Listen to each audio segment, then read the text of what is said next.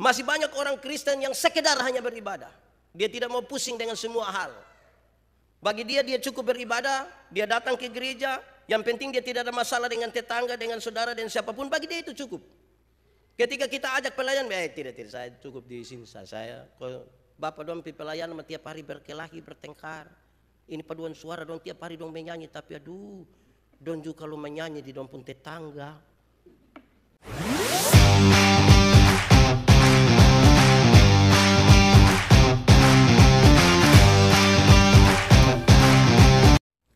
Ya Tuhan Allah, kami mohon kepadamu, kuatkanlah dan teguhkanlah iman kami. Kami akan belajar dari firman Tuhan. Biarkan Engkau menyiapkan kami Tuhan, supaya sungguh-sungguh hidup kami menjadi tanah yang subur. Ketika firman-Mu ditaburkan, akan bertumbuh dan berbuah di dalam hidup kami. Tolonglah kami Tuhan, jauhkanlah semua penggoda pencobaan. Biar dalam damai sejahtera-Mu kami belajar firman Tuhan. Kami rindu pada firman-Mu. Berfirmanlah bagi kami Tuhan. Di dalam nama Yesus, firman yang hidup itu kami berdoa. Amin. Tema yang ditetapkan oleh Majelis Sinode adalah mewarisi pelayanan untuk mewartakan kabar baik.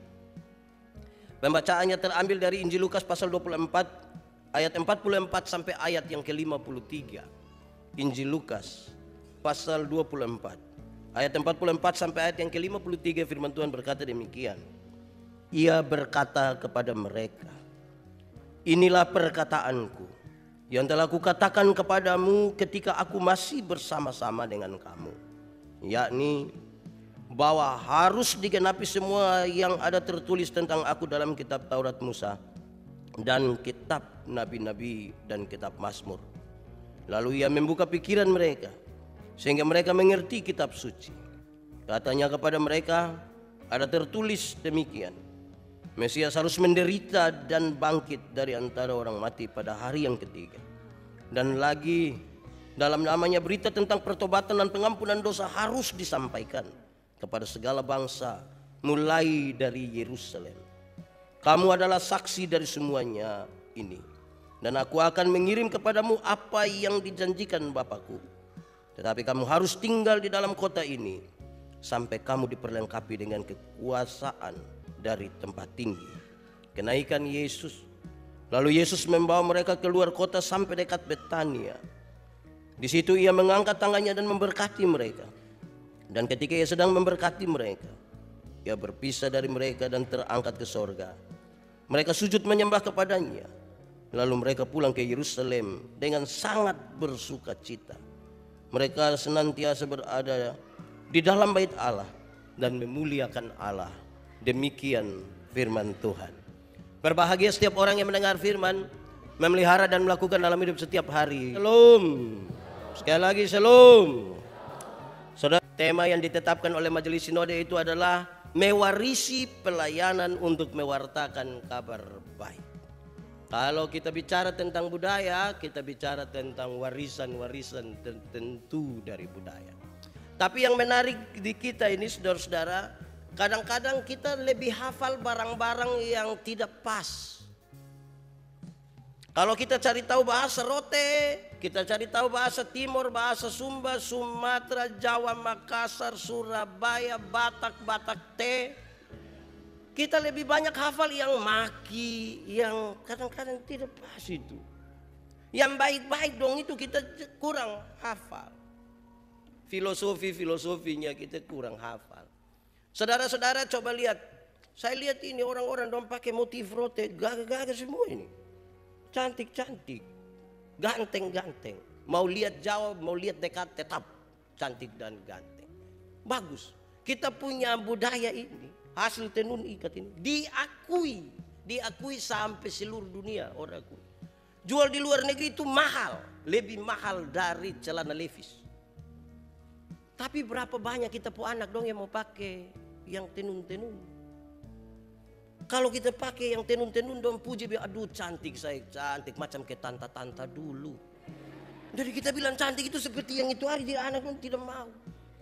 Tapi akhirnya ketika anak-anak dong pakai celana yang robek-robek itu, dorang rasa ke punya berprestasi itu tidak ada dua betul. Sampai foto-foto. Alkitab itu. Wah, ini kasih. Memang pakai pakaian adat ini agak ribet sedikit, tapi biasakanlah. Apalagi kalau kita pakai itu kita baru pinjam tadi malam. Wih, itu lebih parah itu rasa berat sekali, tapi mesti dibiasakan itu. Ibu-ibu dong kalau pakai daster kan tidak terlalu ribet kan, karena dia biasakan. Nah, kalau kita biasakan itu, nah baik. Saya ingat misalnya ada salah satu hal yang buat saya memahami itu dari soal budaya. Saya ingat kalau saya lihat mama di Soe, setiap kali pulang itu bertahun-tahun mama suka bungkus ambil sayur di tempat kecil satu begini bilang bawa. Saya bilang, mama apa itu? Sayur. Mama, kupang. Di kupang sayur macam begitu tuh banyak. Mama bilang, lu bawa, lu sentau, bawa. Saya melakukan itu terus, kadang-kadang terpaksa juga berbawa. Tapi satu saat ketika saya ada di Sumba, ada dalam sebuah acara kedukaan, saya pergi ke satu tempat lagi, ketemu seseorang yang saya kenal baik dengan dia. Pas kami masuk rumah itu, dia istri masuk, terus beliau bilang kepada istrinya, mama, bawa apa dari tempat duka? Saya bawa kerbau satu, Bapak. Yo. Kerbau tanduk panjang bagaimana? Oh, panjang begini, Pak.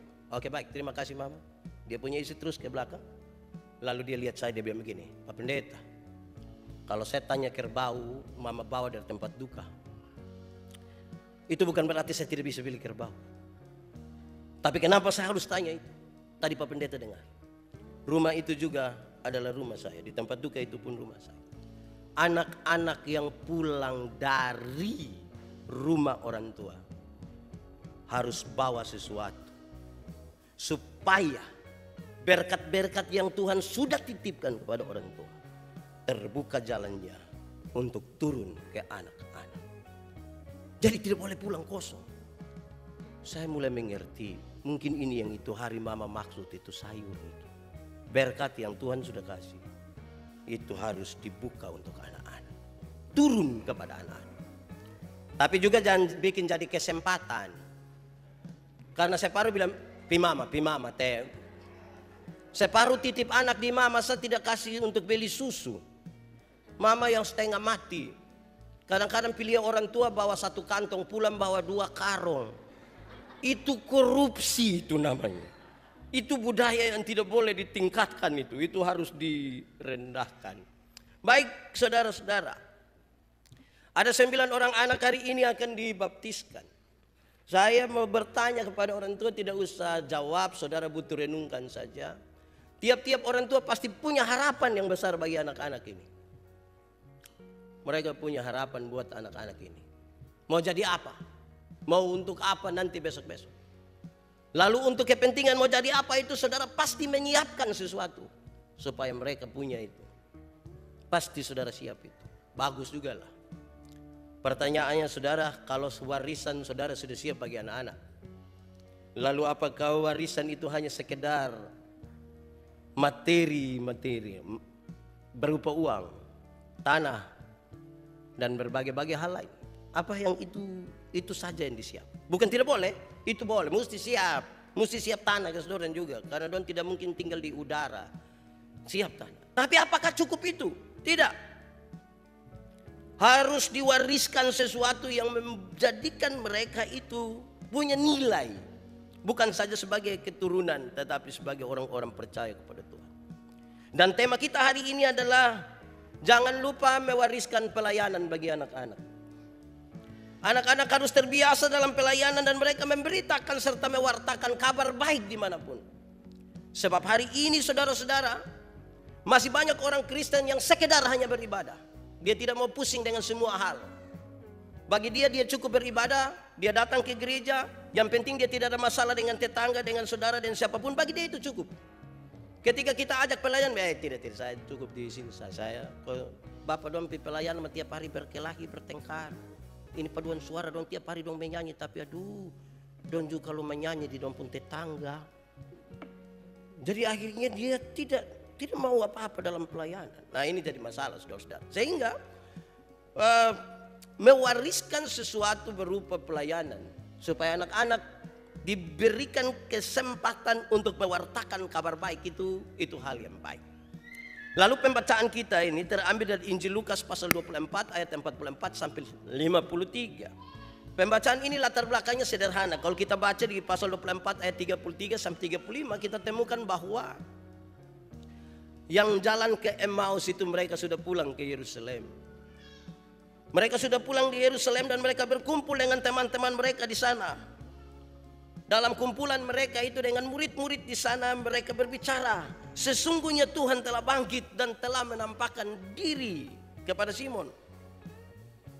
Lalu kedua orang itu menceritakan apa yang terjadi di tengah jalan dalam perjalanan mereka. Pada waktu Tuhan Yesus berjumpa dengan mereka dan memecah-mecahkan roti. Dalam kebersamaan di Yerusalem itu, saudara, lantas Tuhan Yesus datang berjumpa dengan mereka di situ. Latar belakangnya kira-kira begitu. Mereka senang, mereka ragu-ragu, mereka separuh takut juga untuk itu. Lalu kalau kita bicara tentang mewarisi pelayanan, saya mencatat 1-2 catatan menarik untuk kita renungkan, saudara-saudara, berkaitan dengan tema ini. Pesan-pesan untuk anak-anak kita, tetapi sekaligus menjadi warisan yang perlu untuk diteruskan. Pertama, saudara, kalau Yesus ada bersama-sama dengan mereka, maka penegasan pertama yang harus dijelaskan, harus disampaikan adalah kebangkitan Tuhan Yesus itu sesuatu yang sungguh-sungguh nyata. Orang Kristen mestinya menyebarluaskan pernyataan ini, bahwa kebangkitan Yesus itu sesuatu yang nyata, bukan hantu, bukan ilusi, bukan halusinasi. Kebangkitan Tuhan Yesus itu sesuatu yang sungguh-sungguh nyata hadir di antara mereka. Tetapi mengapa murid-murid yang melihat hal itu justru menyangka bahwa Yesus hantu? Itu pertanyaan yang membuat orang kemudian terus bertanya sampai hari ini. Kalau memang Tuhan Yesus bangkit, nah kenapa begini, kenapa begini, kenapa begini, kenapa begini. Dan kemudian dia meragukan kembali kebangkitan Kristus. Murid-murid sendiri yang mengalami langsung itu, mereka bertanya, mereka menyangka bahwa Yesus itu hantu. Ini disebabkan karena apa? Saya catat di sini penyebabnya adalah karena mereka dipengaruhi oleh ketakutan. Sehingga karena ketakutan itu sangat kuat, mereka melihat sesuatu yang tidak biasa, maka mereka simpulkan itu hantu. Melihat yang tidak biasa, mereka simpulkan itu hantu. Pikiran para murid yang seperti itu membuat Yesus kemudian menegaskan bahwa kebangkitan dan kehadiran Tuhan Yesus saat itu adalah nyata. Yesus menunjukkan tangannya dan kemudian dia berbicara dengan mereka. Ini sabun tangan dan seterusnya. Nyata. Tetapi apa, saudara? Tetapi karena orang melihat yang tidak biasa lalu menyimpulkan hantu. Ada satu waktu ketika Tuhan Yesus berjalan di atas air, berjumpa dengan murid-muridnya. Mereka yang melihat menyebutkan apa? Itu hantu. Melihat sesuatu yang berbeda langsung bilang hantu. Lalu apa yang ingin saya sampaikan di sini? Janganlah sekali-kali, saudara, kita mewariskan ketakutan kita kepada anak-anak kita. Kita harus mewariskan kepada mereka sebuah roh keberanian. Jangan sampai yang kita wariskan itu justru ketakutan demi ketakutan. Kalau yang kita wariskan itu hanyalah sebuah ketakutan, saudara, maka mungkin mereka akan sulit sekali untuk memahami apa yang mereka imani. Hari ini orang tua dan saksi akan mengaku, ya saya percaya dan berjanji dengan segenap hati. Ini dalam tanda petik adalah sebuah janji di hadapan Tuhan Allah, disebut sebagai sumpah. Tapi siapakah di antara kita ketika diperhadapkan pada pernyataan di gereja dan sumpah adat, lebih gampang langgar yang mana? Orang akan langgar, lebih gampang langgar sumpah di gereja. Janji di gereja orang lebih gampang. Tapi yang adat punya, siapa berani langgar? Siapa berani langgar? Saya kubur satu orang, pas mau tutup peti dong, bilang, Bapak jangan dulu, Bapak jangan. Kenapa? Anak-anak dong ada lari datang, Bapak. Dong kenapa? Dong ada bawa tua pun kacamata. Kok memangnya muskas pakai kacamata? Ini orang sumati ini kukas pakai kacamata supaya apa? Yang dia hidup dia boleh baca begini-begini, kita tidak kasih. Sekarang dia mati kas pakai kacamata. Wih, aneh. Tapi namanya orang harus begitu nak. Mau karena itu hari saya bilang, anak-anak dong. Kalau orang tua masih kuat-kuat itu nak perhatikan dorang sudah. Kas pakai dorang jas. Kasih pakai sepatu. Ini orang tua hidup dong kas tengok orang tua jalan pakai yuken. Mati dong kas pakai jas. Orang tua masih hidup dong kas tengok orang tua jalan kaki kosong sampai di pun jari dong melebar semua. Waktu mati dong kas pakai sepatu, beli tanpa tawar. Katanya kalau di orang mati tidak boleh. Akhirnya dia kesempatan kas naik. Sebenarnya 150 dia kasih 7,5. Aduh, beli bapak. Terpaksa juga beli. Padahal sepatu sudah tidak ada guna lagi. Dulu yang sepatu masih begini, tidak kas pakai. Sekarang sepatu posisi begini, kita kas pakai. Mau jalan naik begini pi atas. Baru ada harga lain di sini.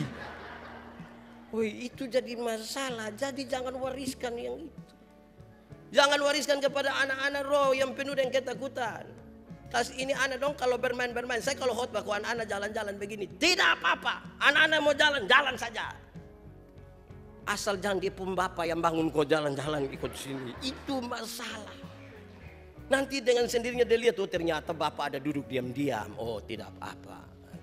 Itu tidak apa-apa. Namanya anak kita mesti ajar dorang. Baik begitu. Saya berulang-ulang kali kasih tahu ibu-ibu, bapak-bapak, kalau kasih makan anak-anak kecil itu kan susah toh, dong lari sana, lari sini, lari sana, lari sini. Omongin dia baik-baik. Jangan bilang kalau kasih dia biar adik-adik makan makan biar adik sehat. Ayo makan, makan biar sehat. Ini anak tidak mau makan dong bilang makan teh om dah.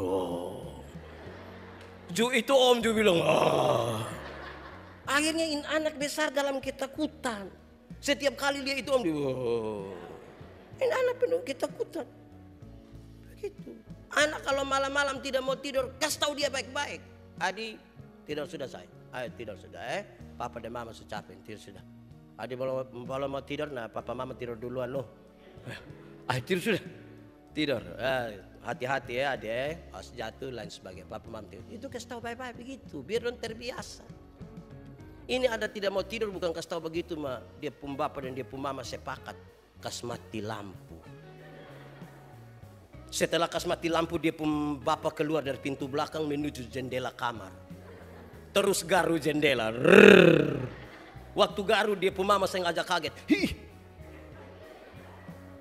adek Subobo om.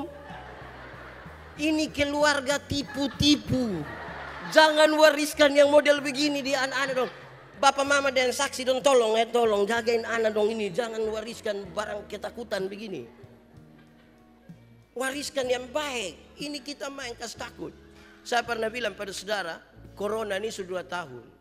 Banyak orang tua datang ke saya dan bilang Pak Pendeta, ini anak dong sudah lalu. Kok kenapa? Anak dong kita telepon bilang, anak dong, yuk kamu di mana? Kami ada nih Bapak. Kenapa? Datang jemput Bapak Mam dulu. Datang kau bawa Bapak Mam pasir sedikit pit.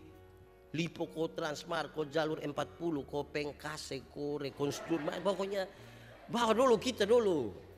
Anak dong hanya bilang begini, woi, kalau tua-tua nak tidur di rumah. Teh corona ini, woi. Bapak lihat anak dong kita minta untuk dong Bapak pasir kita dong kas takut kita. Saya bilang begini. Pertama saya prihatin. Masa anak bisa bikin di orang tua begitu. Tapi yang kedua, coba Papa dan Mama pikir-pikir kembali dulu. Coba ingat-ingat ulang. Jangan sampai dulu dong masih kecil Bapak Mama dong suka kastaku sendorang. Karena dulu suka kastaku sendorang, sekarang kita su tua dong su besar. Dong kastaku kembali kita. Apa yang kamu tidak mau perbuat kepada orang lain, jangan perbuat itu kepada apa yang kamu tidak mau orang lain perbuat kepadamu, jangan perbuat itu kepada orang lain. Jadi jangan mewariskan roh penuh ketakutan. Saya jalan dengan saya pu anak. Pas dapat dia pohon beringin, saya tanya dia, itu pohon apa? Jonathan bilang, pohon setan. Saya bilang, anak lu faham apa? Siapa yang ajar lu? Anak mulai dari hari ini bertobat, itu nama pohon beringin, bukan pohon setan.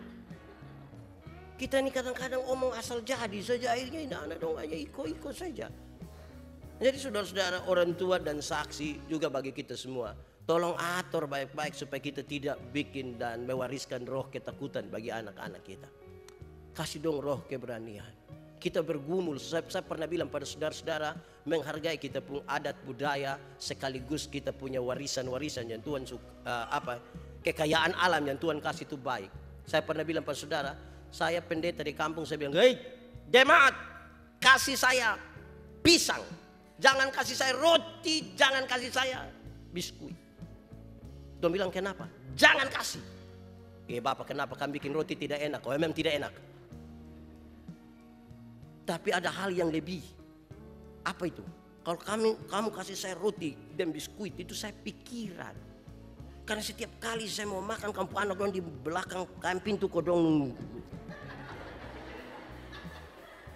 Dong hitung saya makan berapa, setengah berapa, makan berapa. Lama-lama dong baku bunuh gara-gara ini. Karena itu kasih saya pisang. Supaya di muka ada satu piring, di belakang ada 2 bokor. Dong berani sedikit datang di belakang-belakang. Aduh, jangan. Roh keberanian sedikit. Gitu. Jangan setiap melihat sesuatu yang baru lantas kita anggap itu aneh, itu tidak benar, itu hantu dan lain sebagainya. Itu bagian pertama. Kedua, saudara-saudara, saya ingin menyampaikan kepada kita betapa pentingnya pengorbanan Tuhan Yesus. Ketika Tuhan Yesus membuka pikiran mereka, Tuhan mengingatkan kembali tentang penderitaan Tuhan Yesus. Tuhan Yesus menegaskan kepada mereka bahwa kesengsaraan salib yang dialami oleh Tuhan Yesus itu bukanlah sebuah keterpaksaan atau sebuah tindakan darurat karena tidak ada lagi metode lain untuk penyelamatan. Tetapi itu sesuatu yang harus digenapi sebagaimana yang tertulis di dalam Alkitab. Tetapi sesungguhnya melalui kesengsaraan itu Tuhan menunjukkan suatu tempat di dunia di mana ada suatu momen manusia dapat melihat kasih Allah yang besar kepada manusia. Sehingga sengsara itu dialami oleh Tuhan Yesus. Itu yang harus diwariskan. Anak-anak akan bertanya kepada dia pun, bapak, mama, dan juga para saksi. Kenapa Tuhan Yesus menderita? Kenapa Tuhan Yesus mati? Jelaskanlah kepada mereka. Supaya genaplah apa yang tertulis di dalam Alkitab. Pembacaan tadi jelas. Yang tertulis di dalam kitab-kitab Taurat, Mazmur, dan macam-macam itu. Itu harus digenapi. Sehingga manusia bisa melihat sebuah momen di mana Allah sangat mengasihi manusia. Itu yang diwariskan. Wariskanlah itu kepada anak-anak. Supaya mereka bawa kabar baik ini kepada orang lain. Dan mereka beritakan kepada orang lain bahwa kasih Allah itu sangat besar sehingga telah berkorban bagi kita lewat penderitaannya di kayu salib. Jadi ceritakanlah tentang kasih Allah. Ceritakanlah kepada anak-anak tentang kasih Allah lebih besar dari masalah-masalah kita. Semua kita kan punya masalah. Anak-anak juga nanti kadang-kadang mereka tahu bahwa papa mama itu ada masalah. Betul sekali. Tapi ceritakanlah mereka dan wariskanlah kepada mereka tentang cerita-cerita dan kisah tentang kasih Allah yang lebih besar dari masalah-masalah dan pergumulan-pergumulan hidup. Kenapa? Karena begitu dia mengasihi kita, dia menderita bahkan mati di kayu salib. Sebab apa, saudara? Ada orang yang selalu berpikir dan selalu merasa bahwa Tuhan tidak adil. Tuhan tidak adil. Sepertinya Tuhan tidak adil bagi dirinya. Dia melihat orang lain kok lebih baik, lebih sehat, lebih sukses. Dia punya mata tertuju kepada penderitaan itu sampai tidak bisa melihat kasih Allah yang besar. Saudara, ada orang sakit, kita berdoa, bisa saja dia langsung sembuh. Langsung.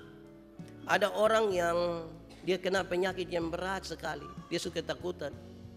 Tapi dia masih hidup 20 tahun kemudian. Cara berpikir untuk dua hal ini serius. Beberapa orang berpikir bahwa kalau yang sakit dan kita berdoa dia langsung sembuh, itu betapa Tuhan memberi perhatian besar begitu. Tapi kalau dia sudah tahan dalam penderitaan ini selama kurang lebih 20 tahun, Dia merasa bahwa Tuhan tidak Tuhan di mana ya, sampai kenapa ke orang lain sehat-sehat, saya sakit sudah 20 tahun. Sampai dia lupa bahwa kalau dia bisa bertahan sampai 20 tahun, itu tandanya apa? Itu tandanya Tuhan mengasihi dia. Tuhan yang memberikan kekuatan. Ajarkanlah itu dan wariskan itu kepada anak-anak kita. Supaya yang mereka dengar itu tentang kasih, supaya mereka dengar itu tentang kasih. Kita duduk di mana dan berceritalah tentang kasih. Omonglah tentang kasih, tulislah tentang kasih. Kalau kita makin banyak bicara tentang kasih, wah, dunia menjadi penuh kasih. Tapi bayangkan kalau kita duduk itu hanya omong seorang pun kekurangan. Duduk-duduk saja kita omong, misalnya orang menyanyi kita mulut talau bikin-bikin. Orang bilang A, dia bilang A. Orang bilang T, dia bilang T. Talau bikin. Itu kalau tiap hari kita duduk begitu tuh, tidak sehat kita pun hidup. Dan itu saudara-saudara, wariskanlah kasih. Ketiga saudara, pertobatan dan pengampunan dosa itu menjadi sesuatu hal yang sangat penting sekali untuk diwariskan dan diberitakan. Bahwa hari-hari duka cita telah berlalu dan murid-murid telah melihat kebangkitan itu. Apa yang harus dilakukan oleh para murid? Mereka tidak boleh tinggal diam di tempat.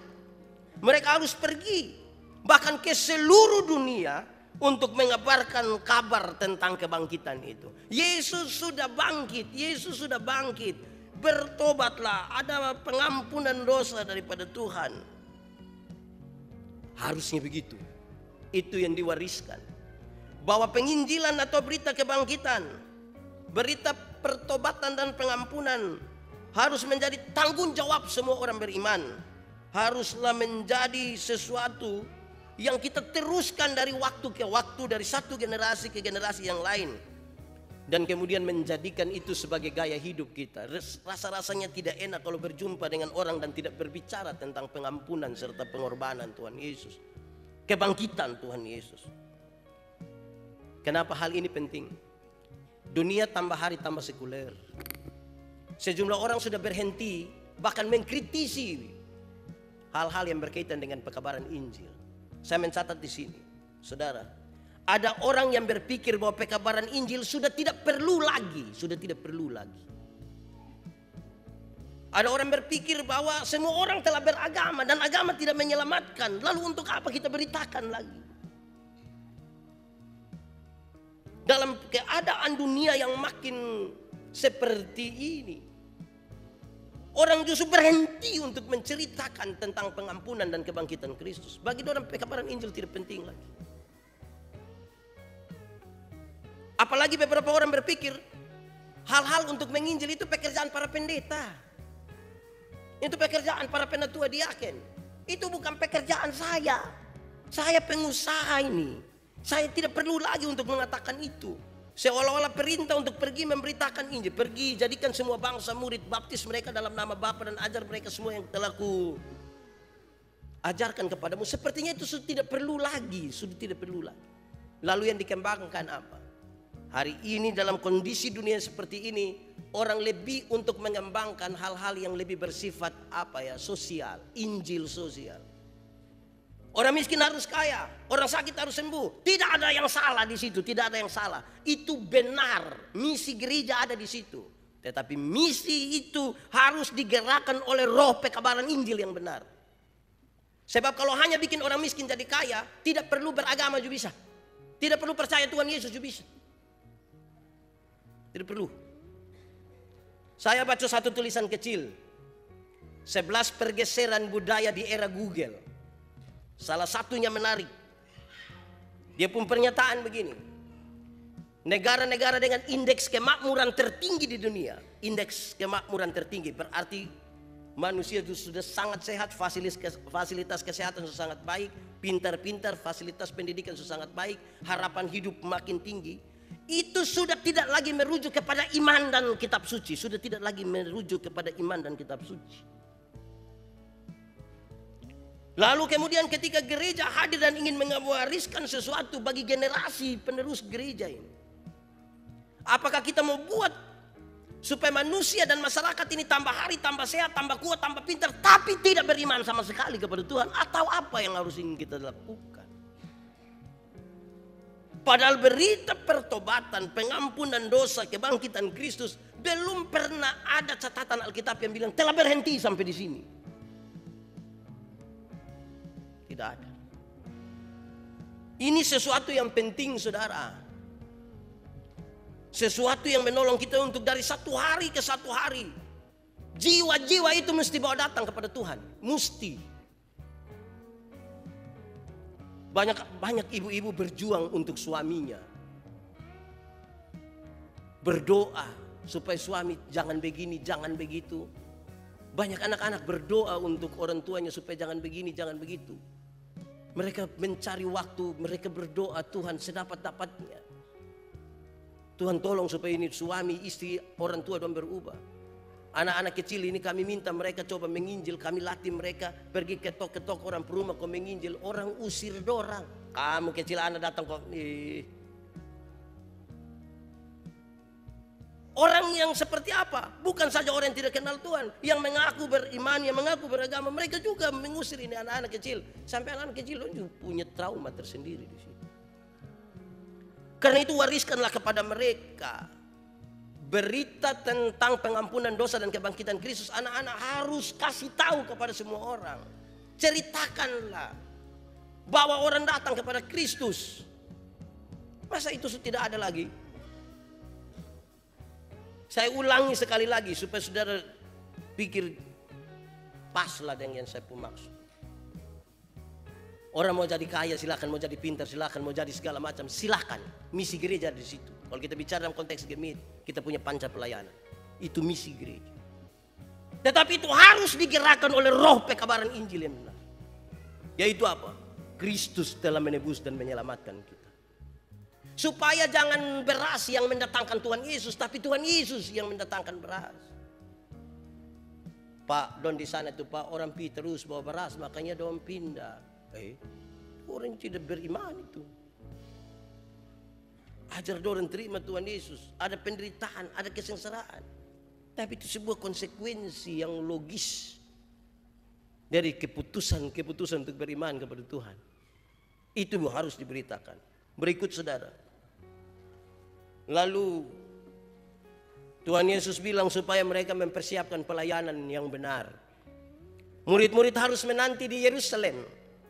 Mereka harus disiapkan untuk masuk pada tugas-tugas pekabaran Injil. Mereka tidak boleh pergi menginjil sebelum dipersiapkan. Mereka tidak boleh pergi hanya karena sebuah desakan emosional karena mereka telah melihat Yesus. Jangan, kamu harus dipersiapkan dengan baik. Bahwa segala sesuatu perlu dipersiapkan dengan baik, tidak tergesa-gesa dan tidak emosional. Persiapkan semua dengan baik-baik. Proses di nama. Jangan sekedar langsung-langsung saja. Proses. Anak-anak kita ini juga perlu berproses juga. Harus berproses karena proses itu baik. Nanti lama-lama dong tidak tahu apa. Saya berulang-ulang kali, ini saya sampaikan di mana-mana, berulang kali. Kadang-kadang karena orang tidak mau berproses ini, akhirnya dong cari yang cepat-cepat. Ayam. Dulu hanya ada nama ayam. Hanya dibedakan satu jantan, satu betina. Sekarang ada ayam potong. Akhirnya itu ayam yang dulunya hanya ayam, sekarang berganti nama jadi ayam kampung. Karena gara-gara ada itu ayam potong. Membuat kita tambah pusing. Apakah ini ayam kampung yang dipotong atau ayam potong yang di kampung? Saudara pusing toh? Dulu hanya ayam saja, sekarang ayam potong. Silakan saudara bikin status, tidak apa-apa. Ini ayam kampung yang dipotong atau ayam potong yang di kampung. Ya.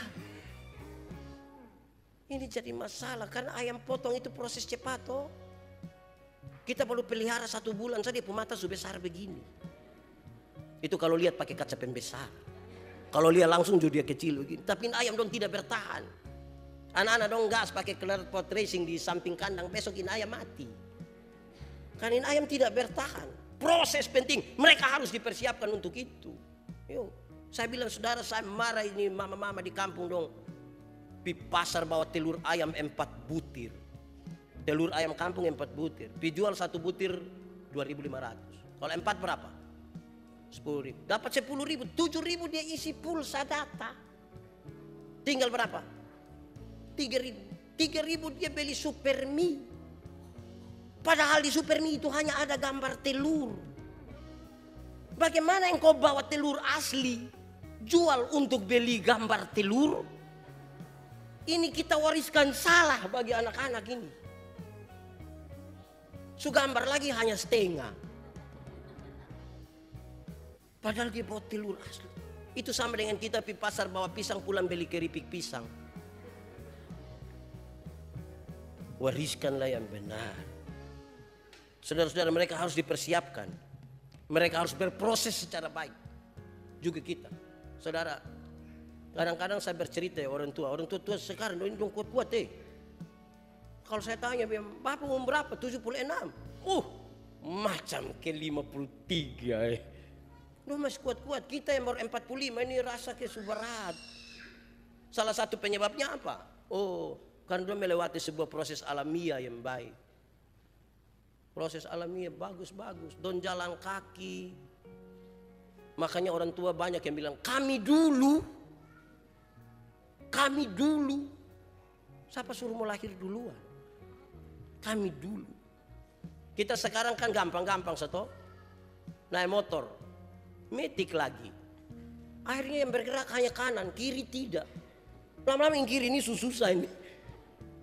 Yang melewati proses yang baik itu jadi baik. Nah saudara, 3 hal terakhir berkaitan dengan sukacita para murid. Murid-murid bersukacita. Mereka sangat bersukacita, bahkan membuat orang tiap-tiap hari ada di bait Allah. Sukacita mereka itu disebabkan oleh hal-hal ini. Pertama, bahwa mereka sangat bersyukur melihat itu Yesus terangkat ke surga. Mereka sangat bersyukur bahwa mereka tidak terpaku lagi percaya pada tubuh dan darah yang kelihatan dan terbatas. Tidak. Mereka tidak terpaku pada penampakan Tuhan Yesus lagi. Sekarang mereka mereka percaya kepada Tuhan Yesus untuk selama-lamanya dan tidak tergantung lagi kepada ruang dan waktu. Yesus yang ada baik kemarin, hari ini maupun masa depan. Itu sukacita mereka. Maut sudah kalah. Yesus telah bangkit. Kami tidak terpaku lagi pada darah dan daging itu. Tapi Dia Tuhan itu sudah tidak lagi dibatasi oleh ruang-ruang dan waktu-waktu. Itu yang membuat dong sukacita. Saudara mau berjumpa dengan Tuhan Yesus kapan saja. Kapan saja. Saudara ingin untuk ada bersama-sama dengan Dia kapan saja. Saudara terkoneksi dengan Tuhan kapan saja. Tidak lagi dibatasi oleh ruang dan waktu. Saudara, kalau perkembangan dunia hari ini bisa untuk membuat suami, istri, orang tua, anak yang terpisah jarak dan waktu masih bisa video call. Masa Tuhan lebih kecil dari itu? Tuhan lebih besar dari semua itu. Kalau manusia bisa buat sampai di ruang-ruang itu ada signal, ada apa, masa Tuhan lebih kecil dari itu? Apakah saudara ingin mengatakan bahwa manusia lebih hebat dari Tuhan? Tidak, Tuhan lebih hebat. Itu sebuah pernyataan iman. Harusnya kita berjumpa dengan Tuhan dimanapun, kapanpun. Kedua, sukacita mereka adalah karena itu mereka tidak terpisahkan lagi dengan Tuhan Yesus. Apapun keadaannya, Tuhan kasih tahu kamu di Yerusalem siap diri, pergilah ke ujung dunia, beritakanlah Injil, ketahuilah aku menyertai kamu senantiasa sampai kepada akhir zaman. Mereka tidak pernah terpisahkan lagi dengan Tuhan Yesus. Tuhan punya janji itu bukan janji setengah-setengah, sampai kepada akhir zaman. Dia tidak berjanji di waktu senang saja atau waktu susah saja. Dia berjanji, aku menyertai kamu senantiasa. Supaya setiap orang yang hari ini ada harus percaya dan menegaskan, saya ada hari ini. Kenapa? Karena Tuhan Yesus menyertai saya di sini. Ketiga yang terakhir. Ini harus menjadi berita sukacita buat hari ini. Setiap saat merayakan kenaikan Tuhan Yesus, saya menyampaikan berita ini. Yaitu, baik murid-murid, baik saya dan saudara, kita mesti bersukacita. Karena apa? Karena kita punya seorang sahabat di sorga. Amin kok. Besok-besok mau pergi sorga, ada kawan. Baru saya di Lembata, pulang lewat Adonara, lewat Larantuka, datang Kupang. Pak Pendeta tidak usah takut. Kok di sini ada ini, di sini ada itu, di sini ada. Itu bor saya. Pungkawan yang begitu-begitu sah. Ada. Ini sekarang kita pun teman satu di surga. Berarti kita sudah ada orang dalam di surga. Mau masuk surga? Yo, kenapa lu yakin? Ada orang dalam. Dia kepala di situ, dia Tuhan. Aman tuh. Masuk surga. Itu menjadi sukacita besar. Wariskan itu kepada anak-anak kita. Anak-anak, kamu boleh ada kawan di dunia, anak, tapi jangan lupa kawan karibmu di surga. Kita pun anak dong sejarang menyanyi yang Yesus kawan yang sejati. Kayaknya ini lagu tidak bisa dijadikan TikTok. Anak-anak dong sejarang menyanyi yang ini. Yesus kawan yang sejati bagi kita yang dan seterusnya. Yesus sahabat sejati. Apa yang dapat pisahkan kita dari kasih Yesus? Itu kan. Jadi indahlah kita punya seorang sahabat di surga. Saudara pasti omong, saya punya seorang sahabat sekarang kerja di kedutaan Soe. Tapi saya punya sahabat di surga. Woi, sahabat di surga itu luar biasa toh. Tuhan datang bagi kita, merendahkan dirinya bagi kita, mengangkat kita yang budak ini, yang tidak laku ini, diangkat kita jadi sahabat. Terus dia bilang, ketahuilah saya pergi dalam rumah Bapakku banyak tempat tinggal. Saya pergi, saya siapkan kamu Ingat-ingat, besok-besok datang sabar dong, nanti saya ambil. Mau tahan sampai kapan? Coba, mau tahan sampai kapan? Tuhan nanti tetap jemput juga. Bawa pi rumah. Itu hari saya khotbah di sini, saya ingat waktu pendeta satu di Alor di khotbah, pas saya di khotbah begini. Kamu yang percaya kau main-main, kau main-main. Kamu tahu kau tidak? Tuhan pi surga buat apa? Dia pi surga Tuhan, dia ada buat rumah kita kau tidak. Kau main-main begini, besok-besok orang lainnya masuk, kamu hanya bermain di halaman saja. Ya atur baik-baik lah supaya kita masuk surga. Kalau sudah ada sahabat di surga, biarlah kita pergi dalam sukacita karena kita punya sahabat di surga. Tuhan memberkati kita. Amin. Mari kita tunduk kepala, kita berdoa. Bapa di surga, terima kasih banyak, Engkau terlalu baik dan terlalu ajaib buat kami. Firman-Mu telah menolong kami memahami betapa luar biasa dan dahsyatnya kasih-Mu buat kami. Bahkan Engkau berjalan mendahului kami. Bahkan ketika Engkau ada di surga, Engkau menanti kami. Terima kasih banyak, kami merayakan dengan sukacita hari ini. Tetapi kami bersyukur untuk firman-Mu.